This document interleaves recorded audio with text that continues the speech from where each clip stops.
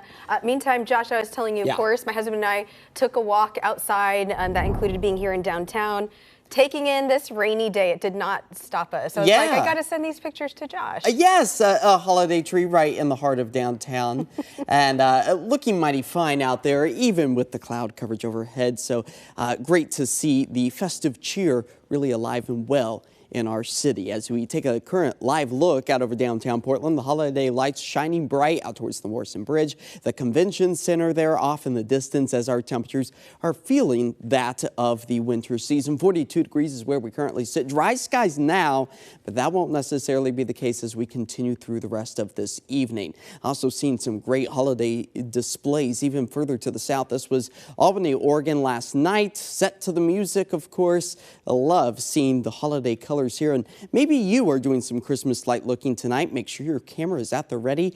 You can scan the QR code on your screen right now. That will direct you to KOIN.com as we expect to see the rest of this evening with a few on again, off again rain showers. But you got the green lights to go as our temperatures hover in towards the low 40s, but actually gradually warming as we press our way through the rest of the evening hours. As a few of those hit and miss showers are found up and down the Willamette Valley, just the same along the coast. But you'll notice just to the east of the Cascades, a lot of pink here. That is the freezing rain that is falling overhead, prompting that KOIN 6 weather alert. So anywhere from the Cascades points east, likely going to be running into some slick road conditions. You'll notice, though, the Dalles themselves seeing just rain. That's because they're at a lower elevation, slightly warmer conditions. But for the rest of this evening, expect to run across some icy conditions along Interstate 84. But as we move into tomorrow, that's where drier skies once again return. Slick spots a possibility, especially in those shaded areas. So use extreme caution over the next 24 hours as all of Interstate 84 east of the mountains, expecting to see those slick spots by the time you get to Pendleton.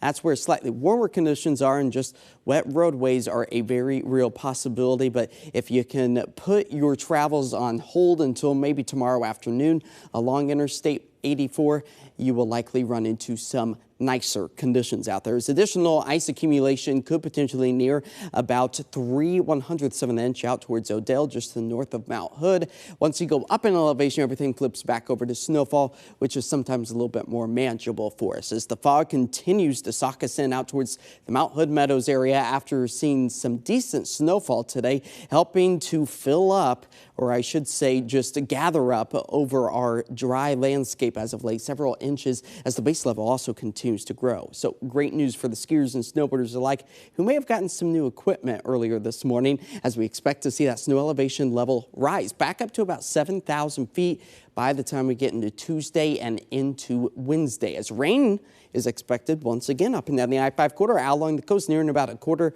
to 3/4 of an inch is a possibility. So here it is, all timed out, drying skies tonight. There's the end of the icy conditions for the Cascades and points east.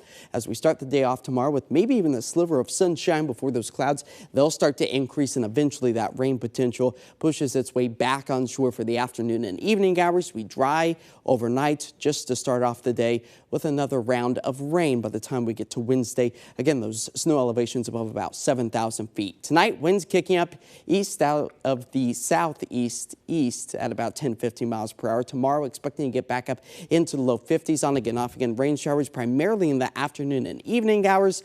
As our 7-day forecast shows, tomorrow's the first day of Kwanzaa with some rain showers. We dry things out for Thursday. Another round of rain by Friday, and the end of 2023 likely to end on a drier note and start the brand new year with temperatures into the low 50s. All right. That'll have a lot of people smiling. That it will. Thanks, Josh. And coming up, one of the most popular symbols of the season. We've got an inside look at one of the most seasoned candy cane craftsmen in the